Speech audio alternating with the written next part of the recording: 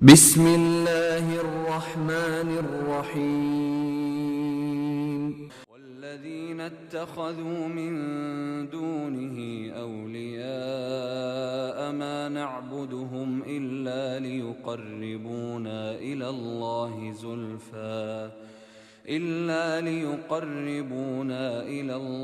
زلفى إن الله يحكم بينهم فيما هم فيه يختلفون إن الله لا يهدي من هو كاذب كفار. السلام عليكم ورحمة الله. بسم الله الرحمن الرحيم. الحمد لله رب العالمين. اللهم صل على محمد وعلى آل محمد كما صليت على إبراهيم وعلى آل إبراهيم إنك حميد مجيد. اللهم بارك على محمد وعلى آل محمد كما باركت على إبراهيم وعلى آل إبراهيم في العالمين إنك حميد مجيد. أما بعد فإن خير الكلام كلام الله وخير السنن سنن محمد صلى الله عليه وسلم وشر الأمور محدثاتها وكل محدثة بدعة وكل بدعة ضلالة وكل ضلالة في النار. أعوذ بالله من الشيطان الرجيم. بسم الله الرحمن الرحيم. يا أيها الذين آمنوا اتقوا الله حق تقاته ولا تموتن إلا وأنتم مسلمون. بسم الله الرحمن الرحيم. إياك نعبد وإياك نستعين اهدنا الصراط المستقيم صراط الذين أنعمت عليهم غير المغضوب عليهم ولا الضالين آمين. ബഹുമാന്യരായ രക്ഷിതാക്കളെ, KNM, ISM, MSM, MGM പ്രവർത്തകരായ സഹോദരി സഹോദരന്മാരെ, അല്ലാഹു സുബ്ഹാനഹു വ തആലയുടെ നിയമനിർദ്ദേശങ്ങൾ പരമാവധി പാലിക്കാൻ ശ്രമിച്ചുകൊണ്ട് മുത്തഖീങ്ങളായി ജീവിക്കണേ എന്ന് ആമുഖമായി ശ്രദ്ധയിൽപ്പെടുത്തുന്നു. റഹ്മാനായ റബ്ബ് സുബ്ഹാനഹു വ തആല ജീവിതാവസാനം വരെ തൗഹീദിൽ അടിയുറച്ചു നിന്ന് ശിർക്കിൻ്റെ നേരിയ ഒരു അംശം പോലും ജീവിതത്തിൽ കടന്നു വരാതെ സൂക്ഷിച്ച്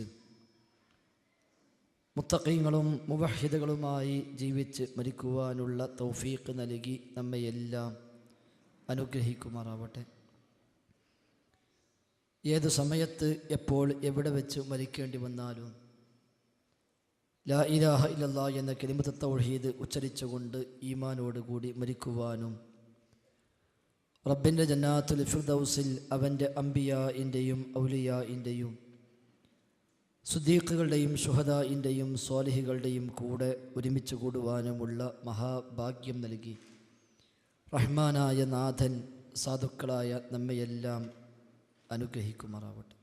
ഇത്തരം വേദികളിൽ ദുആ ചെയ്യാൻ പ്രത്യേകമായി നമ്മോടൊക്കെ വസിയത്ത് ചെയ്ത ധാരാളം സഹോദരി സഹോദരന്മാർ, അവരുടെ എല്ലാം പ്രശ്നങ്ങളും പ്രയാസങ്ങളും റഹ്മാനായ റബ്ബ് ദൂരീകരിക്കുകയും സന്തോഷവും സമാധാനവും ആഫിയത്തും പ്രദാനം ചെയ്യുകയും ചെയ്യുമാറാവട്ടെ. ഇസ്ലാമിൻ്റെ അടിസ്ഥാന വിശ്വാസമായ തൗഹീദ് അഥവാ ലാ ഇലാഹ ഇല്ലല്ലാഹ്, ആ തൗഹീദുമായി ബന്ധപ്പെട്ട് ഉയർന്നു വന്ന ചില അനാവശ്യമായ വിവാദങ്ങൾ, സ്വാർത്ഥമായ താൽപ്പര്യങ്ങൾ സംരക്ഷിക്കുവാനായി ചില തൽപര കക്ഷികൾ പടച്ചുണ്ടാക്കി പ്രചരിപ്പിച്ച ചില ആരോപണങ്ങൾ. അത്തരമൊരു സാഹചര്യത്തിൽ എന്താണ് വസ്തുത എന്നറിയാതെ ആരും ആരെയും സംശയിക്കുകയോ തെറ്റിദ്ധരിക്കുകയോ ചെയ്യാൻ ഇടയാവരുത് എന്ന താല്പര്യം കൊണ്ട് മാത്രമാണ് ഇതുപോലെയുള്ള വേദികൾ നമ്മുടെ നാടിൻ്റെ പരിസര പ്രദേശങ്ങളിൽ സംഘടിപ്പിക്കപ്പെട്ടുകൊണ്ടിരിക്കുന്നത്. അതുകൊണ്ട് ഇത്തരം അവസരങ്ങൾ ഉപയോഗപ്പെടുത്തുകയും എന്താണ് അടിസ്ഥാന വിഷയമെന്ന് മനസ്സിലാക്കുകയും അതിൻ്റെ അടിസ്ഥാനത്തിൽ മാത്രം തീരുമാനമെടുക്കുകയും ചെയ്യണേ എന്നാണ് പ്രത്യേകമായി ഓർമ്മിപ്പിക്കാനുള്ളത്. അല്ലാത്ത പക്ഷം ഉണ്ടായേക്കാവുന്ന നഷ്ടങ്ങൾ കുറച്ചൊന്നുമായിരിക്കില്ല. പിന്നീടവ തിരുത്തണമെന്ന് വിചാരിച്ചാലും ഒരു പക്ഷേ തിരുത്താൻ സാധിക്കണമെന്നില്ല. അപ്പോഴേക്ക് പറയാനുള്ളതെല്ലാം പറഞ്ഞു കഴിഞ്ഞ് സംഭവിക്കേണ്ടതെല്ലാം സംഭവിച്ച് കഴിഞ്ഞിട്ടുണ്ടാകും. അതുകൊണ്ട് കാര്യങ്ങൾ കൃത്യമായി മനസ്സിലാക്കുകയും സംശയങ്ങളുണ്ടെങ്കിൽ അത് ചോദിച്ചറിയുകയും അതിനുശേഷം മാത്രം കൃത്യമായ നിലപാട് എടുക്കുകയും ചെയ്യാൻ നാം പ്രത്യേകം ശ്രദ്ധിക്കേണ്ടതുണ്ട്. മുജാഹിദുകളായ നമ്മുടെ സവിശേഷത തന്നെ ആളെ നോക്കി ഭൂരിപക്ഷം നോക്കി പക്ഷം ചേരുന്നവരല്ല എന്നതാണല്ലോ. നമ്മെ പഠിപ്പിക്കപ്പെട്ടത് തന്നെ ആളെ നോക്കണ്ട തെളിവ് നോക്കുക എന്നാണെങ്കിൽ അത് ഏത് വിഷയത്തിലും ബാധകമാണ്. അതുകൊണ്ട് തെളിവുകൾ അന്വേഷിക്കുകയും ആ തെളിവിൻ്റെ പിൻബലം എവിടെയാണോ അവിടെ നിൽക്കാൻ തയ്യാറാവുകയും ചെയ്യുക. റഹ്മാനായ നാഥൻ അനുഗ്രഹിക്കുമാറാവട്ടെ. യഥാർത്ഥത്തിൽ എന്താണ് ഇന്ന് നമുക്കിടയിൽ ഉണ്ട് എന്ന് പറയപ്പെടുന്ന വിവാദവുമായി ബന്ധപ്പെട്ട വസ്തുത എന്ന് പലർക്കും മനസ്സിലായിട്ടില്ല എന്നതാണ് യാഥാർത്ഥ്യം. ചിലരെങ്കിലും തെറ്റിദ്ധരിച്ചത്, അല്ലെങ്കിൽ ചിലരെയെങ്കിലും തെറ്റിദ്ധരിപ്പിച്ചത്, ഇത്രയും കാലം റബ്ബിനോട് തേടാവൂ എന്ന് ആയത്തുകളും ഹദീസുകളും ഉദ്ധരിച്ചുകൊണ്ട് പ്രസംഗിക്കുകയും പ്രചരിപ്പിക്കുകയും ചെയ്ത നമ്മിൽ പലരും ഇപ്പോൾ ജിന്നുകളോടും തേടിയാൽ കുഴപ്പമില്ല എന്ന് പറയുന്നിടത്തേക്ക് എത്തിയിട്ടുണ്ട് എന്ന പ്രചാരണങ്ങളാണ് ചിലരെങ്കിലും വിശ്വസിച്ചിരിക്കുന്നത്. ഒരു പ്രതിസന്ധി ഘട്ടത്തിൽ സഹായിക്കാൻ ആരുണ്ട് എന്ന ചോദ്യത്തിന് രണ്ടാമതൊന്ന് ആലോചിക്കാതെ എല്ലാ മുജാഹിദുകളും പറഞ്ഞ മറുപടി അല്ലാഹു മാത്രം എന്നായിരുന്നു. അദൃശ്യമായ കഴിവുകളും അറിവുകളും ഉള്ളവരാര് എന്ന ചോദ്യത്തിനും അല്ലാഹു മാത്രം എന്ന മറുപടിയായിരുന്നു എല്ലാവരും ഒരേ സ്വരത്തിൽ പ്രഖ്യാപിച്ചത്. അദൃശ്യമായി സഹായിക്കാനും ദോഷം വരുത്തുവാനും സാധിക്കുന്നവൻ, അല്ലെങ്കിൽ അഭൗതികമായി സഹായിക്കുവാനും ദോഷം വരുത്തുവാനും സാധിക്കുന്നവൻ, ദുആകൾ കേട്ട് ഉത്തരം ചെയ്യാൻ കഴിയുന്നവർ, വിപൽഘട്ടങ്ങളിൽ സഹായിക്കാനാകുന്നവൻ ആര് എന്ന ചോദ്യത്തിന് മുജാഹിദുകൾക്ക് സംശയിക്കേണ്ടിയിരുന്നില്ല അല്ലാ എന്ന ഉത്തരം പറയാൻ. ഇന്ന് ആ ഉത്തരം പറയാൻ ചിലരെങ്കിലും മടിക്കുന്നുവെന്ന് ചിലരൊക്കെ പ്രചരിപ്പിച്ചപ്പോൾ അങ്ങനെയുണ്ടെങ്കിൽ അത് അപകടമാണല്ലോ എന്ന ചിന്തയാണ്, ആ ഒരു ആത്മാർത്ഥതയാണ് പലരെയും, പല പ്രഭാഷകരെയും പ്രബോധകന്മാരെയും സംശയിക്കാൻ, മാറ്റി നിർത്തുവാൻ ഇടയാക്കിയത് എന്നതാണ് വസ്തുത. യഥാർത്ഥത്തിൽ അദൃശ്യമായ സഹായവും അദൃശ്യമായ ദോഷവും ആരിൽ നിന്നാണ് ഉണ്ടാവുക എന്ന ചോദ്യത്തിന് ഇന്നും നമുക്ക് ആലോചിക്കാതെ മറുപടി പറയാം, റഹ്മാനായ റബ്ബിൽ നിന്ന് മാത്രം എന്ന്. പ്രതിസന്ധി ഘട്ടങ്ങളിൽ ചോദിക്കേണ്ടത് ആരോട്, തേടേണ്ടത് ആരോട്, പ്രാർത്ഥിക്കേണ്ടത് ആരോട് എന്ന ചോദ്യത്തിനും രണ്ടാമതൊരു ആലോചന ഇല്ല, റഹ്മാനായ നാഥനോട് മാത്രം. അല്ലാഹു അല്ലാത്തവരോട് സഹായം തേടിയാൽ അതിൻ്റെ വിധി എന്ത് എന്ന അന്വേഷണത്തിനും ഇയ്യാക നഅ്ബുദു വ ഇയ്യാക നസ്തഈൻ എന്ന് പഠിച്ച ഒരു മുജാഹിദുകാരന് സംശയമില്ല, അത് ശിർക്ക് തന്നെ എന്ന വിഷയത്തിൽ. ജിന്നിനോട് സഹായം തേടിയാൽ വിധി എന്ത്? സംശയമില്ല, ശിർക്ക് തന്നെ. മുഹീദ്ദീൻ ഷെയ്ഖിനോട് സഹായം തേടിയാൽ വിധി എന്ത്? ശിർക്ക് തന്നെ, സംശയിക്കാനില്ല. കാരണം ഇസ്ലാമിൻ്റെ അടിസ്ഥാന തത്വമാണല്ലോ ഇയ്യാക നഅ്ബുദു വ ഇയ്യാക നസ്തഈൻ. നാഥാ, നിന്നോട് മാത്രം തേടുന്നു, നിന്നെ മാത്രം ആരാധിക്കുന്നു. ഇത് പ്രഖ്യാപിച്ച നമുക്ക് പിന്നെ റബ്ബല്ലാത്തവരുടെ തേട്ടം, റഹ്മാനായ നാഥന് പുറമെ മറ്റൊരു സൃഷ്ടിയോട്, മറ്റൊരു പടപ്പിനോടുള്ള തേട്ടം നമുക്ക് ആലോചിക്കാൻ പോലും ആവില്ല. അതുകൊണ്ട് അത് ശിർക്കാണോ അല്ലേ എന്ന ഒരു ചർച്ചയ്ക്ക് തന്നെ നമുക്കിടയിൽ പ്രസക്തി ഇല്ല. അത്തരമൊരു ചർച്ചയും ഉണ്ടായിട്ടില്ല എന്നതാണ് വസ്തുത. പക്ഷെ അങ്ങനെയാണ് ചർച്ചയെന്ന് ചിലരൊക്കെ തെറ്റിദ്ധരിപ്പിച്ചു. അങ്ങനെ ജീവിതത്തിലെ പല വിപല ഘട്ടങ്ങളിലും റബ്ബല്ലാത്തവരോട് തേടാമെന്നാണ് ഇപ്പോൾ ചിലർ പറയുന്നത് എന്ന് ചില വ്യാജമായ കഷ്ണങ്ങളുമായി വന്ന് സന്ദർഭത്തിൽ നടത്തിയെടുത്ത വാലും തലയും മുറിച്ച ചില പ്രഭാഷണ കഷ്ണങ്ങൾ പ്രദർശിപ്പിച്ചുകൊണ്ട് ഇപ്പോഴിതാ ഇങ്ങനെ തേടാമെന്ന് പറയുന്നവർ ഉണ്ടായി എന്ന് പറയുകയും എഴുതുകയും ചെയ്യുന്ന സാഹചര്യമുണ്ടായി.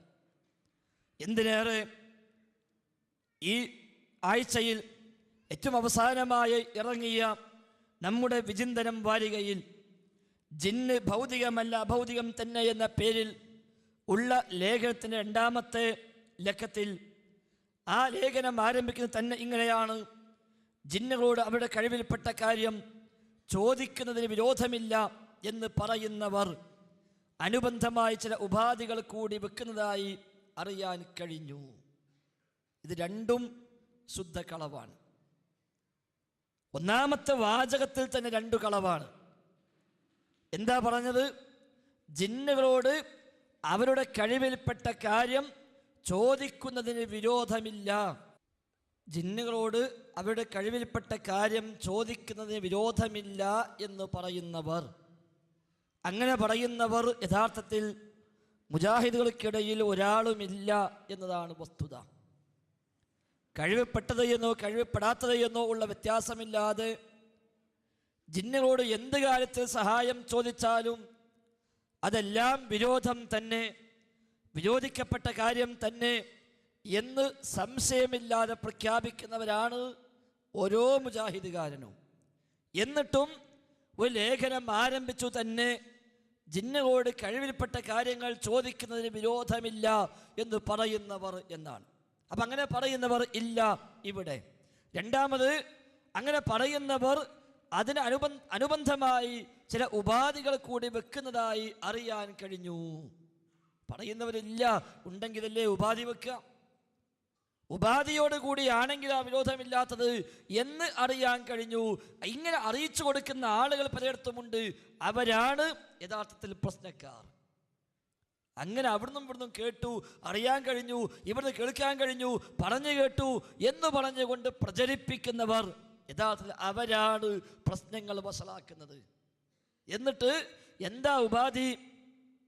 അതിലൊന്നാമത്തേത്, മുസ്ലിമായ ജിന്നുകളോട് മാത്രമേ സഹായം ചോദിക്കാൻ പാടുള്ളൂ, കാഫിറായ ജിന്നിനോട് ചോദിക്കാൻ പാടില്ല എന്നതാണ്. അപ്പൊ വാദം ഇവർ തന്നെ എഴുതി വെക്കുക. എന്നാൽ എളുപ്പമുണ്ടല്ലോ മറുപടി പറയാൻ. ഏതുപോലെ പണ്ട് സമസ്തക്കാരായ ആളുകൾ നമ്മെക്കുറിച്ച് പറയുമായിരുന്നു, മുജാഹിദിന് ദിക്റില്ല, അത് ആദ്യം പറഞ്ഞു വെക്കും. എന്നിട്ട് പിന്നെ ദിക്റിന്റെ മഹത്വം വന്ന ആയത്തും ഹദീസും എല്ലാം ഇങ്ങനെ ഓതാം. അപ്പൊ കേൾക്കുന്നത് എന്താ തോന്നുക? റബ്ബേ, ഈ ആയത്തും ഹദീസൊക്കെ ഉണ്ടായിട്ട് ദിക്റില്ല എന്ന് ഒരുത്തൻ പറയുകയാണെങ്കിൽ ഓൻ പഴിച്ചോൻ തന്നെ എന്ന് മറ്റോൻ തീരുമാനിച്ചോളും. സ്വലാത്തില്ല എന്ന് പറയുന്നവർ എന്ന് പറഞ്ഞിട്ട് സ്വലാത്തിന്റെ മഹത്വം പറയുന്ന ആയത്തുകളും ഹദീസുകളും ഉന്നയിക്കുക. യഥാർത്ഥത്തിൽ എന്തിനാ അയാൾ ഉന്നയിക്കുന്നത്? സ്വലാത്തിന്റെ പേരിലുള്ള തട്ടിപ്പുകളെ തൽക്കാലം ഇവിടെ പച്ചപിടിപ്പിക്കാൻ, സ്വലാത്ത് വാർഷികങ്ങളും ശരിയാണെന്ന് സ്ഥാപിക്കാനാ, അത് സ്ഥാപിക്കാൻ കഴിയില്ല, അത് തെളിവില്ല എന്നറിയാം. അതുകൊണ്ട് സ്വലാത്തില്ലെന്ന് പറയുന്നു എന്ന് ആദ്യം പറഞ്ഞു വെച്ചാൽ പിന്നെ എളുപ്പമുണ്ടല്ലോ മറുപടി പറയാൻ. ഖബർ സിയാറത്ത് പാടില്ലെന്ന് പറയുന്നു എന്ന് പറഞ്ഞു വെക്കുക. എന്തിന്? ഖബർ പൂജയെ ന്യായീകരിക്കാൻ, ജാറ വ്യവസായത്തെ ന്യായീകരിക്കാൻ.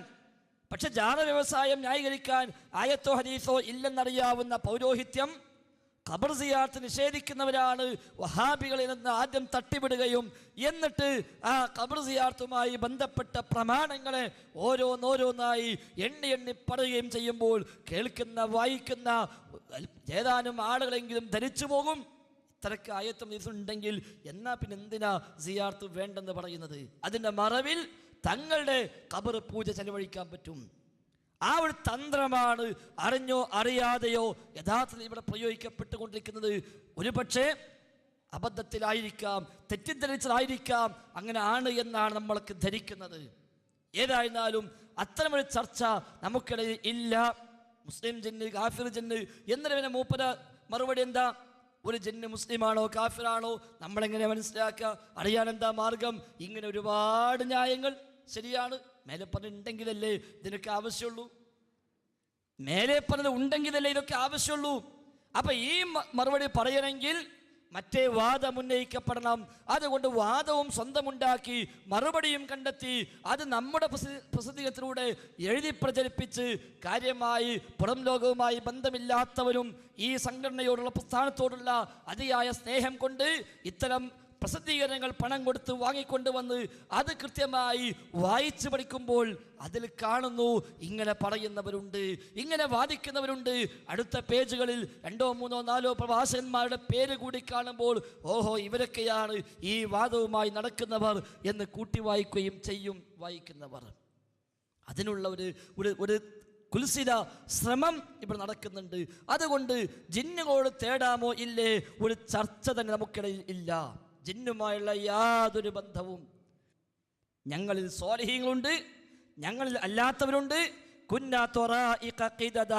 ഞങ്ങൾ വ്യത്യസ്ത വിഭാഗങ്ങളാകുന്നു, വ്യത്യസ്ത ഗ്രൂപ്പുകളാകുന്നു എന്ന് സൂറത്തുൽ ജിന്നിൽ അല്ലാഹു തആല പരിചയപ്പെടുത്തി ജിന്നുകളെ കുറിച്ച്. അതിൻ്റെ പരിഭാഷ നമ്മൾ അമാനി മൗലവിയുടെ പരിഭാഷത്തൊന്ന് വായിച്ചു നോക്കിയാൽ മതി, അപ്പം മനസ്സിലാവും എന്തൊക്കെ പറഞ്ഞു എന്നുള്ളത്. ഏതായിരുന്നാലും ഏതു ജിന്നാണെങ്കിലും നമ്മെ സംബന്ധിച്ച് ജിന്നുകളുമായുള്ള യാതൊരു ബന്ധവും നമുക്ക് അനുവദിക്കപ്പെട്ടിട്ടില്ല, ഒരു ഘട്ടത്തിലുമില്ല. അത് ഹാദറായാലുമില്ല, ഹാദറായില്ലെങ്കിലുമില്ല, അത് പുഴക്കടവിലുമില്ല, അത് കുളക്കടവിലുമില്ല, അത് കുറ്റിക്കാട്ടിലുമില്ല, അത് വിജനപ്രദേശത്തുമില്ല, ജനപ്രദേശത്തുമില്ല, എവിടെയുമില്ല. ജീവിതത്തിൽ ഒരു ഘട്ടത്തിലും ജിന്നെ എന്ന വിളി, സഹായിക്കണേ എന്നൊരു ആവശ്യപ്പെടൽ, ഒരു തേട്ടം ഇല്ല, ഒരു ജിന്നിനോടില്ല, ഉണ്ടാകാവതല്ല. അത്തരമൊരു വിഷയമേ, അത്തരം വീക്ഷണമേ യഥാർത്ഥത്തിൽ ഒരാൾക്കും തന്നെ ഇല്ല. പിന്നെ എങ്ങനെ ഈ വിവാദം വന്നു? പിന്നെ എങ്ങനെ ഈ ചർച്ച വന്നു? തേടാമോ ഇല്ലേ എന്നതാണോ പ്രശ്നം? അതാണോ തർക്കം? ഒരിക്കലും അത്തരം തർക്കമേ ഇല്ല. ഒരു മുജാഹിദുകാരന് എങ്ങനെ തർക്കിക്കാൻ കഴിയും? ജിന്നിനോട് തേടാൻ പറ്റുമോ ഇല്ലേ എന്നൊരു വിഷയത്തിൽ ഒരു തർക്കത്തിന് നമുക്ക് വകുപ്പുണ്ടോ? കാരണം പ്രാർത്ഥനയും ഇസ്തിഗാസയും റഹ്മാനായ നാഥന്റെ മുമ്പിൽ സമർപ്പിക്കാവൂ എന്ന് ഇന്നാട്ടിലെ സമസ്തക്കാരായ കുബൂരികളായ ആളുകൾക്ക് മുമ്പിൽ അതിശക്തമായി പ്രബോധനം ചെയ്തവരല്ലേ നമ്മളൊക്കെ? ആ നാഥനോട് തേടുവെന്ന്, നാഥനോട് പ്രാർത്ഥിക്കൂവെന്ന് കൃത്യമായി പ്രഖ്യാപിച്ചതിൻ്റെ പേരിലല്ലേ നമ്മിൽ പലർക്കും നാടും വീടും കുടുംബവുമെല്ലാം ഒഴിവാക്കി മാറി നിൽക്കേണ്ടി വന്നത്? അത് പ്രഖ്യാപിച്ചതിനല്ലേ നമ്മിൽ പലർക്കും അധികാരങ്ങളും സ്വാധീനങ്ങളും സമ്പത്തുകളുമെല്ലാം കിട്ടാമായിരുന്ന ഒരുപാട് വഴികൾ നമുക്ക് മുമ്പിൽ അടഞ്ഞത്? അത് പ്രഖ്യാപിച്ചതിൻ്റെ പേരിലല്ലേ നമ്മോട് അങ്ങേയറ്റം സ്നേഹവും ബന്ധവും കാത്തു സൂക്ഷിച്ചിരുന്ന പല ആളുകളും ആ ബന്ധങ്ങളെല്ലാം വിച്ഛേദിച്ചത്? അത് പ്രഖ്യാപിച്ചതിനല്ലേ നാമുമായി സഹകരിച്ചിരുന്ന എത്രയോ ആളുകൾ എല്ലാ സഹകരണങ്ങളും മുറിച്ചൊഴിവാക്കി നിസ്സഹകരണം പ്രഖ്യാപിച്ച് നമ്മെ മാറ്റി നിർത്തിയത്? അത് പ്രഖ്യാപിച്ചതിനല്ലേ പല മുജാഹിദുകൾക്കും ജീവൻ പോലും ബലി കൊടുക്കേണ്ടി വന്നത്, നഷ്ടപ്പെടുത്തേണ്ടി വന്നത്? അത് പ്രഖ്യാപിച്ചതിനല്ലേ പല മയ്യത്തുകളും മറമാടപ്പെടാതെ ദിവസങ്ങളോളം അതുമായി അങ്ങോട്ടും ഇങ്ങോട്ടും നടക്കുന്ന സാഹചര്യമുണ്ടായത്? അത് പ്രഖ്യാപിച്ചതിനല്ലേ പലർക്കും മഹലിൽ ബഹിഷ്കരണം ഏർപ്പെടുത്തപ്പെട്ടത്? അതെല്ലാം കഴിഞ്ഞ് അവസാനം സുരക്ഷിതമായി നാട്ടിൽ സ്വസ്ഥമായി ജീവിക്കാവുന്ന സാഹചര്യം ഉണ്ടായപ്പോൾ റബ്ബല്ലാത്തവരോടും തേടിയ വിരോധമില്ലെന്ന്, അതൊരു ജിന്നാണെങ്കിൽ കുഴപ്പമുള്ള കാര്യമല്ലെന്ന് ഈ പറയപ്പെട്ട മുജാഹിദ് പറയുമെന്ന് പറഞ്ഞാൽ അത് വിശ്വസിക്കാൻ മാത്രം നമ്മൾ ഒരിക്കലും അധപതിക്കാൻ പാടില്ല. അതുകൊണ്ട് അത്തരമൊരു ചർച്ച ഇവിടെ ഇല്ല. പിന്നെ എന്തുകൊണ്ട് ഈ വിവാദം വന്നു? സ്വാഭാവികമായി നമ്മൾ അറിഞ്ഞിരിക്കേണ്ടത് സംഘടനാ സംവിധാനം എല്ലാ എതിർപ്പുകളും തരണം ചെയ്തുകൊണ്ട് ഇന്ന് ജനസ്വീകാര്യത ലഭിക്കുന്ന സാഹചര്യത്തിലേക്ക് അത് വളർന്നു വന്നപ്പോൾ അധികാരങ്ങളും സ്ഥാനങ്ങളും സ്ഥാപനങ്ങളും ധാരാളമായ സൗകര്യങ്ങളുമെല്ലാം ഉണ്ടായി വന്നപ്പോൾ ഇതൊക്കെ ഇനി തങ്ങൾ ഉദ്ദേശിക്കുന്ന തലത്തിലേക്കൊന്ന് കൊണ്ടുപോയാൽ തരക്കേടില്ല എന്ന് വിചാരിച്ചിരുന്ന ചില ആളുകൾ മുമ്പേ ഇതിനുള്ളിൽ ഉണ്ടായിരുന്നു. അത്തരം ചില ആളുകളെ 2002 ഈ പ്രസ്ഥാനത്തിൽ നമുക്ക് മാറ്റി നിർത്തേണ്ടി വന്നു. 2002 മുതൽ 2012 വരെയുള്ള 10 കൊല്ലക്കാലം അവർ നാട് നീള ശക്തമായ പ്രചാരണ പ്രവർത്തനവുമായി ഇറങ്ങാൻ ശ്രമിച്ചുവെങ്കിലും അവർക്കതിനായില്ല. ഈ കഴിഞ്ഞ 10 കൊല്ലം ആ ശബാബുകാർ, ആ മടവൂരികൾ, അവരുടെ ആദർശ പ്രബോധന ചരിത്രം നമ്മൾ പരിശോധിച്ചാൽ ഈ 10 കൊല്ലം കേരളം മൊത്തം അവർ ദഅവത്തിന്റെ പേരിൽ സംഘടിപ്പിച്ച ഏതൊക്കെ പരിപാടിയുണ്ടോ ആ പരിപാടികളെല്ലാം പരിശോധിച്ചാൽ അവിടെയെല്ലാം പ്രസംഗിച്ചത് 4-5 വ്യക്തികൾ. അവരാണ് കേരളം മൊത്തം പ്രസംഗിച്ചത്. മറ്റൊരാളെ നമ്മൾ കണ്ടിട്ടില്ല. അതിനു മുമ്പ് നമ്മുടെ നാടുകളിൽ തൗഹീദ് പറയാനും സുന്നത്ത് പ്രചരിപ്പിക്കാനും ബിദ്അത്തിനും ശിർക്കിനുമെതിരെ പോരാടുവാനുമായി പ്രസംഗിച്ചിരുന്ന ചില പ്രഭാഷകന്മാർ, സന്ദർഭവശാൽ അവരോടൊപ്പം കൂടിപ്പോയവർ, അവരെ പോലും കാര്യമായി നമ്മൾ പിന്നെ പ്രബോധന വേദികളിൽ കണ്ടില്ല. പക്ഷേ ഒരു 4-5 ആളുകൾ, ഒരു കരിമ്പിലാക്കൽ സ്വദേശിയും ഒരു ചെമ്മാട്ടുകാരനും ഒരു മുറയൂരുകാരനും ഇടവണ്ണ സുല്ലമിയും, ഇങ്ങനെ ഒരു 4-5 ആളുകളാണ് ഈ 10 കൊല്ലം ദഅവത്തിന്റെ പേരിൽ അവർ വല്ലതും സംഘടിപ്പിച്ചിട്ടുണ്ടെങ്കിൽ അവിടെയെല്ലാം സംസാരിച്ച വിഷയമോ ജിന്നും സിഹിറും ശൈത്താനും മാരണവും മാത്രം, വേറെ ഒന്നും പറഞ്ഞിട്ടില്ല. ഈ 10 കൊല്ലം പോലെ വഅലെന്താ? ഇത് മാത്രമാ, അല്ലാതൊന്നുമില്ല. എന്നിട്ട് നമ്മുടെ പല പ്രഭാഷകന്മാരുടെയും പ്രഭാഷണങ്ങളിൽ നിന്ന് ചില ഭാഗങ്ങൾ അടർത്തിയെടുത്ത് ക്ലിപ്പുകളാക്കി സീഡികളാക്കി അത് കൊണ്ടുവന്ന് പ്രദർശിപ്പിച്ച് നമ്മളെല്ലാം ശിർക്കിലേക്ക് പോയി എന്ന് അവർ വ്യാപകമായി പ്രചരിപ്പിക്കാൻ ശ്രമിച്ചു. AP വിഭാഗം സുന്നികളുടെ ഔദ്യോഗിക പ്രസിദ്ധീകരണമായ അൽ ഇർഫാദ് മാസികയിൽ ഇടവണ്ണ സുല്ലമി അഭിമുഖം പോലും നൽകി. ആ അഭിമുഖത്തിലും അയാൾ പറഞ്ഞു, മൗലവി വിഭാഗം മുസ്ലിക്കായി പോയി, അവർ ശിർക്കിലേക്ക് പോയി എന്ന ആശയം ഇടവണ്ണ സുല്ലമി അൽ ഇർഫാദ് മാസികയിൽ പോലും പറഞ്ഞു. മൗലവി വിഭാഗം എന്ന് പറഞ്ഞാൽ AP അബ്ദുൽ ഖാദർ മൗലവി നേതൃത്വം കൊടുക്കുന്ന വിഭാഗം. അവർ ശിർക്കിലേക്ക് പോയി എന്ന് കാന്തപുരം സുന്നികളുടെ പ്രസിദ്ധീകരണത്തിന് പോലും അഭിമുഖം നൽകി. അവർ 10 കൊല്ലം ഇതുമായി നടന്നെങ്കിലും കാര്യമായ സ്വാധീനമുണ്ടാക്കാൻ കഴിഞ്ഞില്ലെന്ന് മാത്രമല്ല, കൂടെയുള്ളവർ പോലും കൂടൊഴിഞ്ഞ് ഇങ്ങോട്ട് വഴിമാറിയതാണ് നമ്മുടെ കേരളത്തിൻ്റെ ഇസ്ലാഹി ചരിത്രത്തിൽ നമുക്ക് കാണാൻ സാധിക്കുക. എത്ര മനുഷ്യന്മാർ അവിടുന്ന് ഇങ്ങോട്ട് പോന്നു. പണ്ഡിതന്മാരും അല്ലാത്തവരുമായ ധാരാളം ആളുകൾ ഇങ്ങോട്ട് വന്നു. എന്തുകൊണ്ട്? തൗഹീദിന് വേണ്ടിയുള്ള അതിശക്തമായ നമ്മുടെ ഈ ഒരു പടയോട്ടത്തിൽ ഇതാണ് ശരിയായ ആദർശം എന്ന് മനസ്സിലാക്കി ഇങ്ങോട്ട് വന്നു. എത്ര സംവാദങ്ങൾ ഈ 10 കൊല്ലത്തിലേക്ക് നടന്നു. 2004 തുടങ്ങിയ മണ്ണാർക്കാട് സംവാദം മുതൽ അതിനു മുമ്പ് കൊട്ടപ്പുറത്തോടുകൂടി തൽക്കാലം ഒരു വിരാമമായിരുന്ന ആ സംവാദങ്ങളുടെ ഒരു ചരിത്രം 1940കളിൽ ആരംഭിച്ച ചാലിയം സംവാദവും പുളിക്കൽ സംവാദവും താനാളൂർ സംവാദവും കൊടിയത്തൂർ സംവാദവും പൂഞ്ഞൂർ സംവാദവും അടക്കമുള്ള നമ്മളൊക്കെ വായിച്ചു കേട്ട് മാത്രം പരിചയമുണ്ടായിരുന്ന ആ സംവാദങ്ങൾ കൊട്ടപ്പുറം സംവാദത്തോടു കൂടി പിന്നെ ഒരു ഇടവേള നമുക്ക് ആ രംഗത്തെ സംവാദ വേദിയിൽ ഉണ്ടായെങ്കിലും പിന്നീട് മണ്ണാർക്കാട് സംവാദം മുതൽ രണ്ടാമത് സംവാദങ്ങളുടെ കാലമായി മാറി. മണ്ണാർക്കാടും പുളിക്കലും കുണ്ടോട്ടിയിലും തലശ്ശേരിയിലും കോട്ടക്കലും ആലുവയിലും അടക്കം ഒരുപാട് സംവാദങ്ങളും ഖണ്ഡന മണ്ഡനങ്ങളും പരമ്പരയായി വരുന്ന ഖണ്ഡന പ്രഭാഷണങ്ങളും നാദാപുരം ഖണ്ഡനം പോലെയുള്ള ഒരിക്കലും മറക്കാനാവാത്ത ഖണ്ഡനങ്ങളുമെല്ലാം നമുക്ക് ഈ 10 കൊല്ലത്തിനിടയിൽ ഉണ്ടായപ്പോൾ അതിശക്തമായ ഈ പ്രബോധന തേരോട്ടത്തിന് എല്ലാം ഒലിച്ചുപോയി ഒന്നാകെ കൂട്ടം കൂട്ടമായി ഈ വഴിയിലേക്ക് കടന്നു വരുന്നത് നമ്മൾ കണ്ടത്.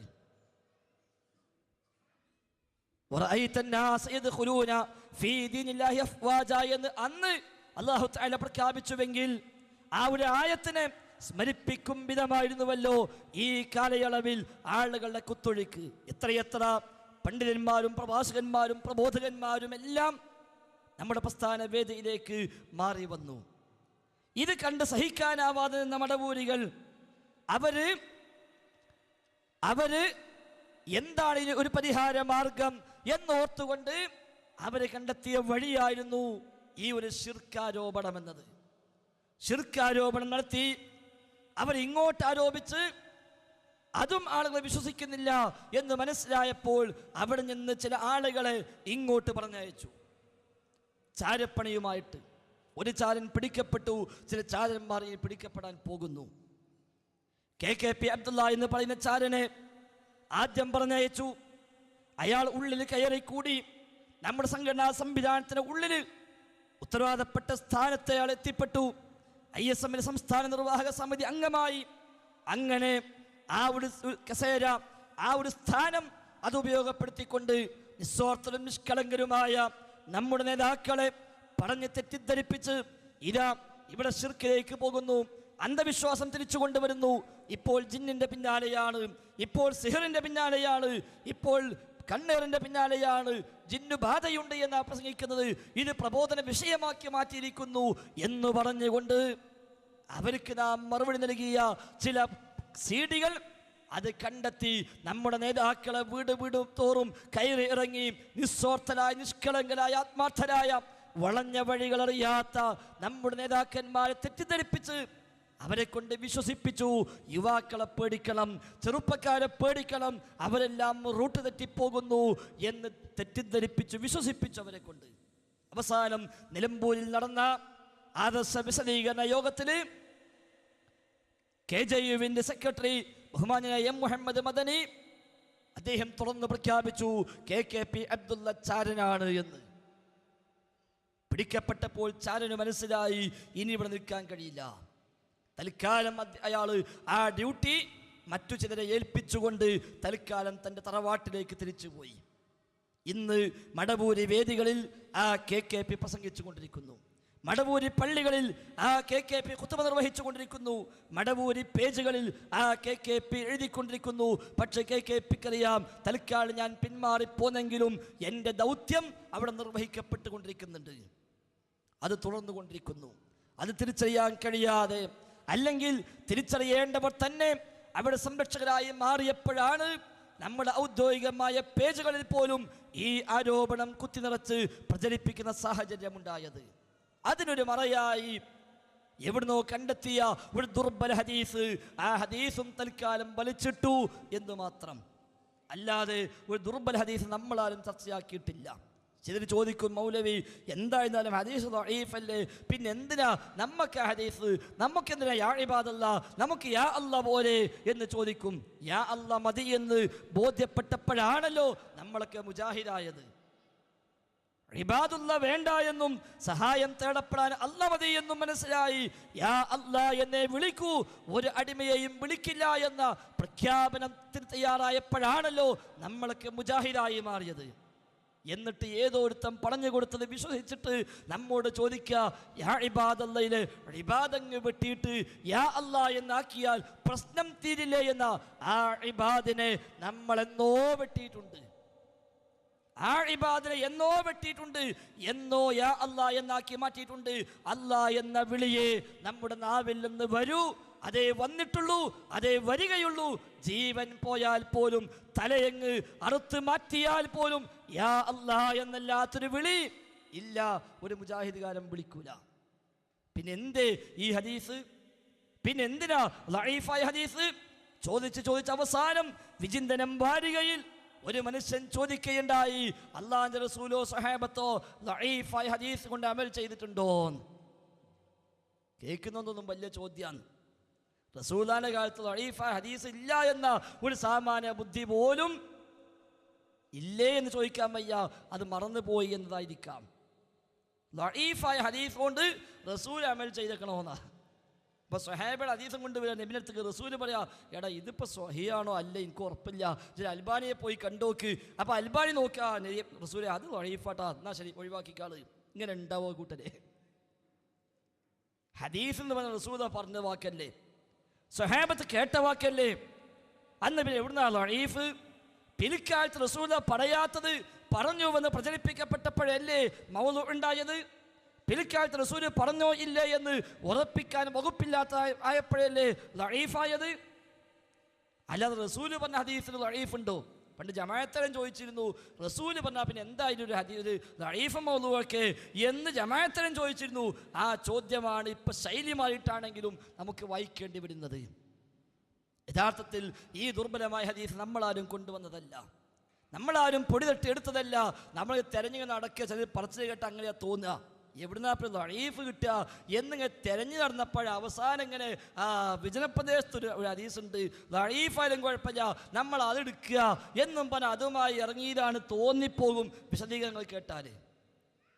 ഈ ഉമ്മത്തിന് ലഈഫായ ഹദീസുകൾ സ്വീകാര്യമല്ലെന്ന് പഠിപ്പിച്ചത് മുജാഹിദുകളായ നമ്മളാണ്.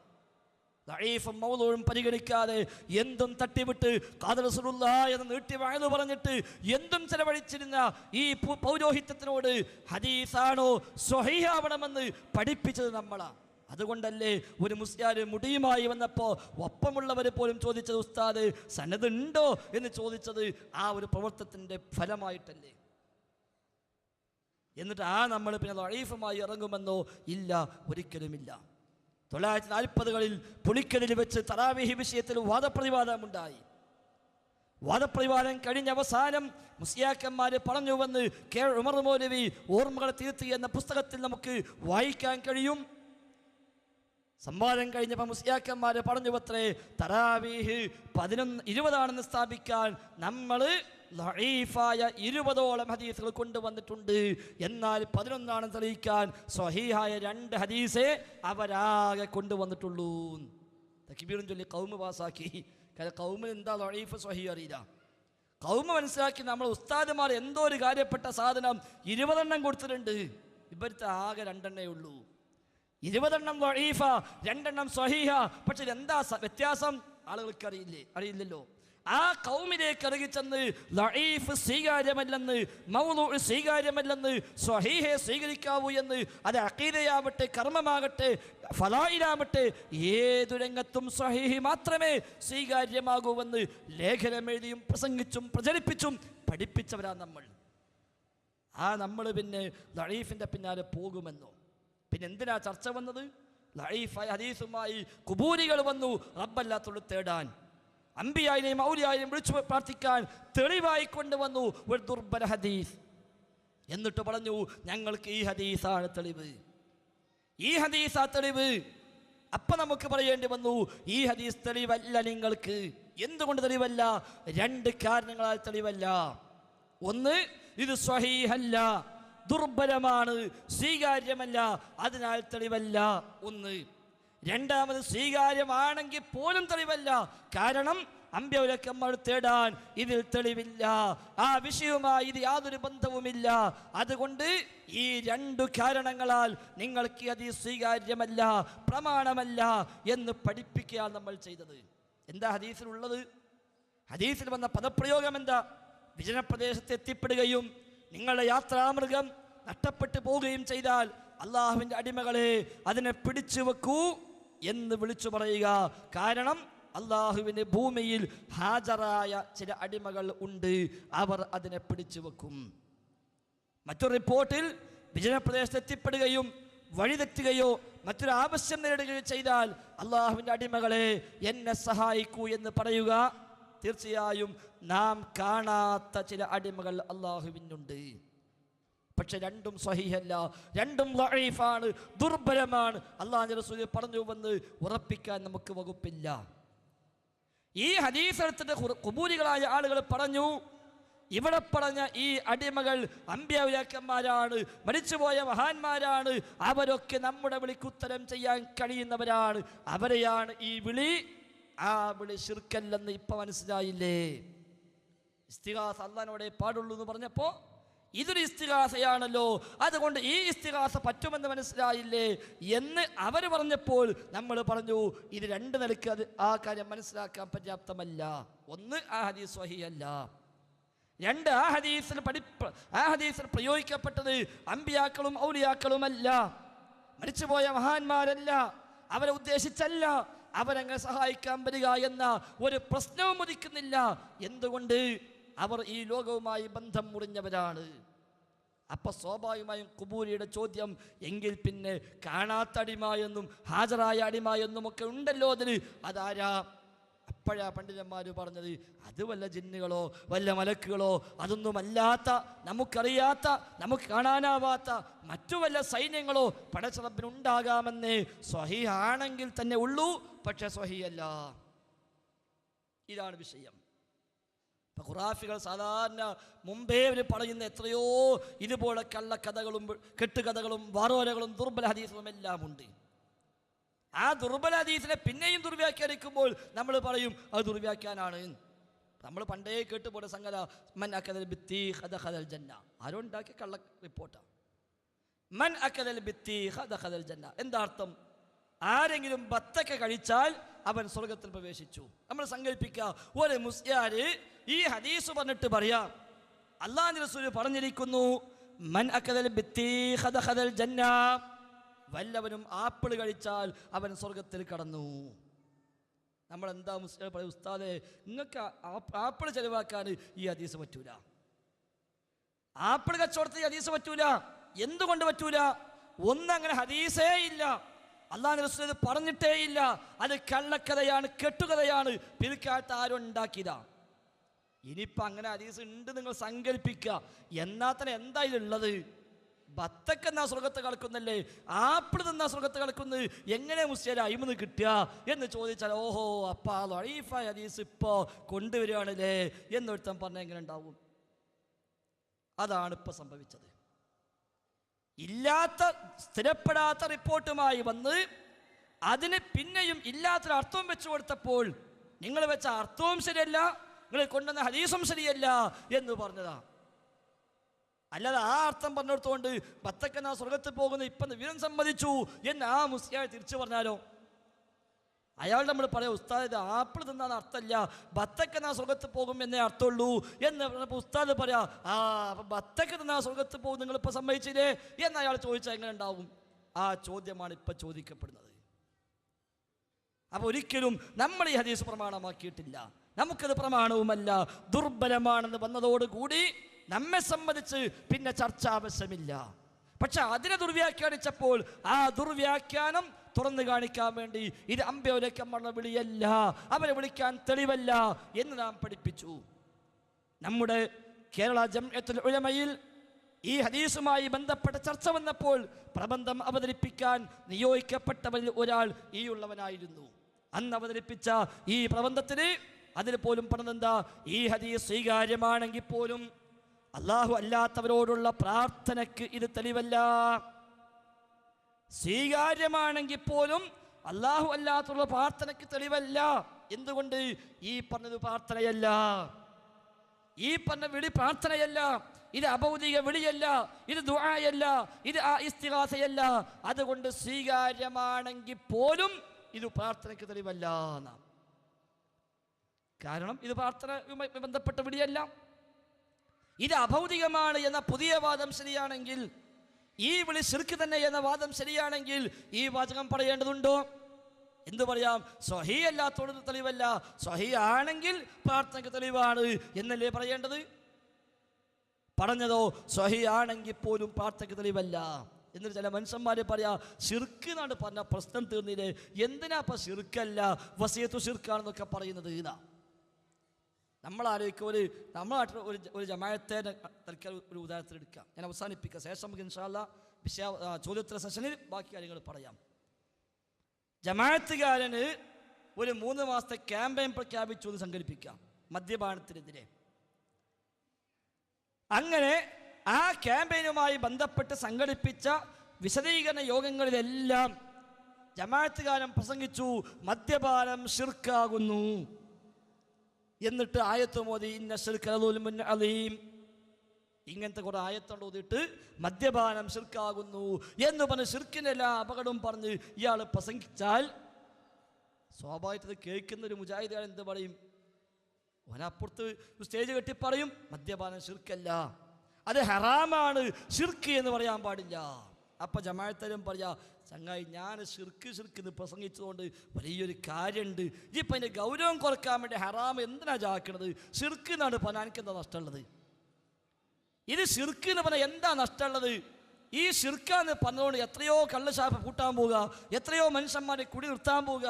അതുകൊണ്ട് അതിൻ്റെ ഗൗരവം കുറക്കാൻ വേണ്ടി ശിർക്കല്ല എന്ന് നീ പറയല്ല, ഹറാമാണ് എന്ന് നീ പറയല്ല, ശിർക്ക് എന്നാണ് പറയ് എന്ന പ്രശ്നം അവസാനിക്കും എന്ന് പറഞ്ഞാൽ ജമാഅത്തുകാരൻ ദീൻ മാറ്റണ പോലെ നമുക്ക് ദീന് മാറ്റാൻ പറ്റുമോ? ശിർക്കല്ലാത്തത് ശിർക്കല്ല എന്ന് പറയേണ്ടി വരും, ശിർക്കായത് ശിർക്കാണ് എന്നും പറയേണ്ടി വരും, വസീലയായത് വസീലയാണെന്ന് പറയേണ്ടി വരും, കറാഹത്തായത് കറാഹത്താണെന്നും അനുവദനീയമായത് അനുവദനീയമാണെന്നും പറയേണ്ടി വരും. മതം റബ്ബിൻ്റെതാണ്, നിയമം പറയേണ്ടത് അള്ളയാണ്. അവൻ പറഞ്ഞ നിയമങ്ങളെ നമുക്ക് പറയാൻ അനുവാദമുള്ളൂ. അതുകൊണ്ട് ശിർക്ക് ഏതെല്ലാം ഉണ്ടോ അതെല്ലാം ശിർക്ക് തന്നെ, സംശയം നമുക്കില്ല. അള്ളാഹുവിനോട് മാത്രം തേടേണ്ട സഹായം എന്ന ആയത്തിലൂടെ പഠിപ്പിക്കപ്പെട്ട സഹായാർത്ഥന, ആ സഹായാർത്ഥന ഒരു ജിന്നിനോട് നിർവഹിച്ചാൽ ശിർക്കു തന്നെ, ശിർക്കു തന്നെ, ശിർക്കു തന്നെ, സംശയിക്കാൻ വകുപ്പില്ല. ഇനി അതൊന്നുമല്ലാത്ത, ആ പ്രാർത്ഥനയൊന്നുമല്ലാത്ത, ആ സഹായത്തേട്ടമൊന്നുമല്ലാത്ത ഒരു കേവല വിളി, ഒരു കേവലമായ ഒരു സഹായം ആവശ്യപ്പെടുക എന്നൊരു വകുപ്പ് സങ്കല്പിച്ചുണ്ടാക്കി വല്ലോരും ചെയ്താലോ, പ്രാർത്ഥന ഇല്ലാതെ ന്യായം പറഞ്ഞാലോ, പ്രാർത്ഥന അല്ലാത്ത വല്ല ചോദ്യവും എവിടെങ്കിലും ഉണ്ടെങ്കിൽ ആ ചോദ്യം പോലും പാടില്ലാത്തതാണ്, അതും വിരോധിക്കപ്പെട്ട കാര്യമാണ്, അതും നിഷിദ്ധമാണ്, അതും ഹറാമാണ് എന്നാ പഠിപ്പിക്കുന്നത്.